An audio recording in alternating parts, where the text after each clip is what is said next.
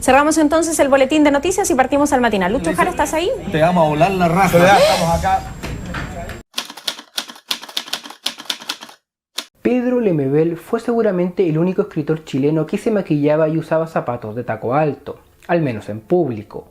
Maquillaje y tacones fueron parte de la propuesta contestataria del escritor, que de ser un niño pobre criado a orillas de un basural y un artista travestido que usaba la provocación como herramienta de denuncia política, pasó a ser uno de los autores chilenos más comentados y exitosos de las últimas décadas.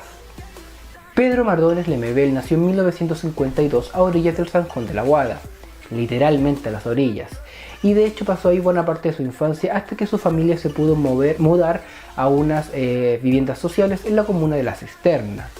Y luego, ya de adulto, ya grande, estudiaría artes plásticas en la Universidad de Chile. ¡Wow! Me pegué un salto temporal importante y la verdad no encontré mucha información sobre la infancia y juventud de este autor. No digo que no la haya, tal vez no busqué lo suficiente. De todas maneras, lo más importante es cuando tiene sus primeros contactos con la literatura o la escritura.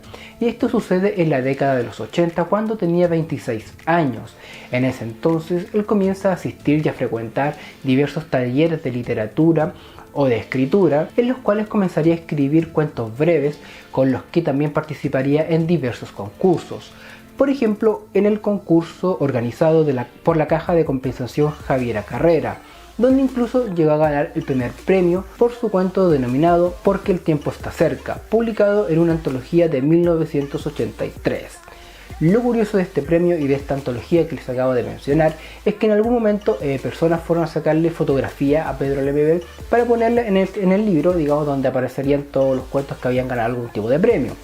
El tema es que Pedro Lemebel no estaba en su casa, pero sí estaba su padre, y su padre les dijo que él era Pedro Lemebel, ya que en verdad no entendía mucho de qué se trataba el concurso y seguramente pensó que le iban a dar algún premio. En fin, le sacaron la fotografía y en el libro físico, que no sé si habrá una copia, además que sí, aparece la foto del padre de Pedro Lemebel como si fuese el mismo Pedro Lemebel.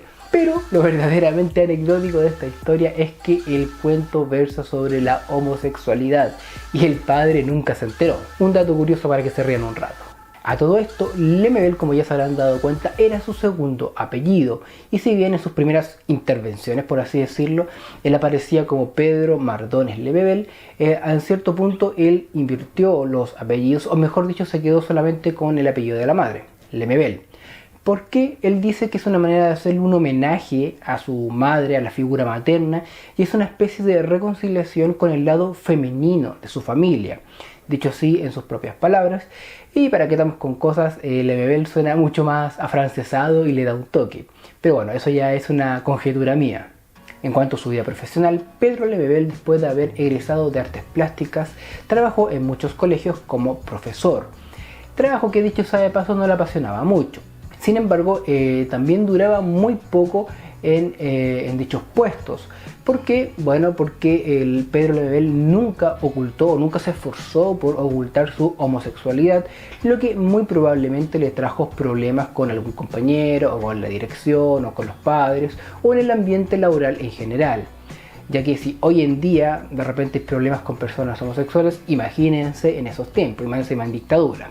Finalmente, aburrido de andar buscando pega de colegio en colegio, Lemebel decide sellar esa parte de su vida y dedicarse de lleno a la escritura. Es en esta época, más o menos, donde se empezó a rodear de un círculo de intelectuales chilenos, mayoritariamente políticos de izquierda y escritoras feministas, como por ejemplo Pía Barros, Raquel Olea o Diamela Alit. Y en más de un periodo de su vida también trabajó en la radio, como por ejemplo en 1996 cuando creó el programa Cancionero para la radio Tierra, en donde relataba sus propias crónicas con sonido de fondo y música. Pero como ya hemos visto hasta el cansancio, la política suele tener un rol importante en la gran mayoría de los autores. ¿Cómo se relacionó Lemebel con la política? Bueno, él siempre fue un férreo opositor a la dictadura y a la derecha conservadora de Chile, y era abiertamente comunista. Sin embargo, a pesar de ser comunista, también tenía sus críticas con la izquierda chilena, ya que este sector, digamos, de la política tampoco lo recibió muy bien, y ya se podrán imaginar por qué. Por muy de izquierda que fuesen, no eran muy abiertos o receptivos a la idea de tener un homosexual en sus líneas. Pero, ese mismo rechazo lo motivó a recitar su afamado manifiesto, Hablo por mi diferencia, nada más que en tacones y frente a todos los partidos de izquierda reunidos en la estación Mapocho, allá por el 1986. Fue a partir de ese momento que Lemebel transformó toda su vida en una performance artística en sí, y el ejemplo más claro de esto es también el icónico o las icónicas Las Yeguas del Apocalipsis. Este es una especie de colectivo conformado por dos personas, que es Lemebel y Francisco Casas. Así que no lo llamaremos colectivo, lo llamaremos dúo. Y este dúo solía hacer intervenciones artísticas en distintos eventos a los cuales no siempre eran invitadas. Por ejemplo, en 1987 se presentaron en la Feria Internacional del Libro de Santiago vestidas como damas del SEMA Chile y repartieron panfletos sobre el SIDA. De esta intervención en particular podemos ver una especie de pugna o dicotomía, por así decirlo, entre la homosexualidad de Lemebel y el conservadurismo de Chile, que si bien Lemebel suele relacionar con la derecha y suele atribuírselo netamente a la derecha, la verdad es que la izquierda no se quedaba atrás con dicho conservadurismo. Pero quiero que recuerden esta pugna porque será una temática recurrente en su vida literaria. En fin, sus libros no solo fueron exitosos en Chile, ya que también fue muy leído en muchas universidades del extranjero y sus libros también se tradujeron a al menos 3 idiomas.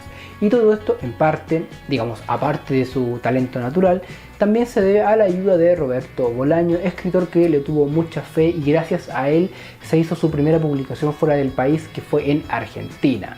Para que sepan, así que ya saben que el gremio de escritores siempre tiene que ayudarse. En fin, mucha cháchara, así que ahora nos vamos a lo que nos convoca, su vida literaria.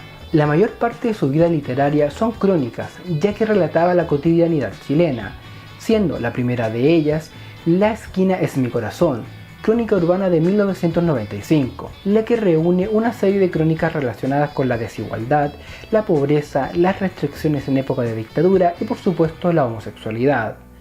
Lo importante es que estas temáticas, como ya les adelanté, se irán repitiendo en todas sus obras, ya sean crónicas o novelas. En esta misma línea escribió Loco Afán, de 1996, y De Perlas y Cicatrices, de 1998. Sin embargo, su obra más reconocida no sería ninguna de sus crónicas, sino que la única novela que escribió, y es Tengo miedo torero. Solo les puedo decir que se trata, digamos, de una aventura amorosa, homosexual, como suele ser en su caso, ambientada en una de las etapas más cruentas o más complicadas o más álgidas de la dictadura, y de hecho lo relaciona directamente con el afamado atentado que sufrió Pinochet. No sé qué, lo vamos a dejar hasta ahí nomás, no voy a decir nada más porque le voy a dedicar un video completo que muy probablemente sea el siguiente video. Lo más interesante y fascinante que puedo encontrar en Lemebel es que mezcla dos elementos aparentemente contradictorios. Por un lado, habla de la marginalidad y la pobreza, todo con garabatos y chilenismos del bajo mundo, pero al mismo tiempo une esos elementos con una propiedad del lenguaje bastante elevada, con figuras retóricas y con una poesía muy bella. Es más, muchos críticos literarios incluso clasifican su estilo como barroco. Y lo mejor de todo es que el resultado de esta mixtura no es algo forzado o plástico como se suele ver principalmente en el cine chileno. El resultado es más bien orgánico, y a todo eso hay que agregarle que sus tramas te envuelven y atrapan. Con este autor me pasa algo similar a lo que me pasa con Hernán Rivera Letelier, y es que siento que es un escritor que escribe con el alma, ya que escribe desde sus propias experiencias.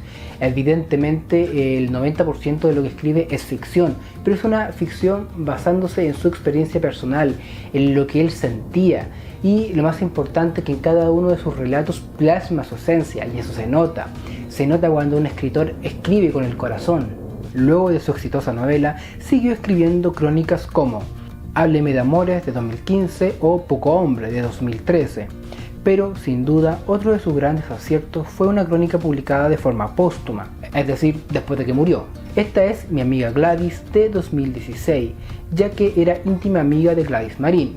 Finalmente, Pedro Lemebel murió el 23 de enero de 2015 a los 62 años, aquejado de un cáncer a la laringe.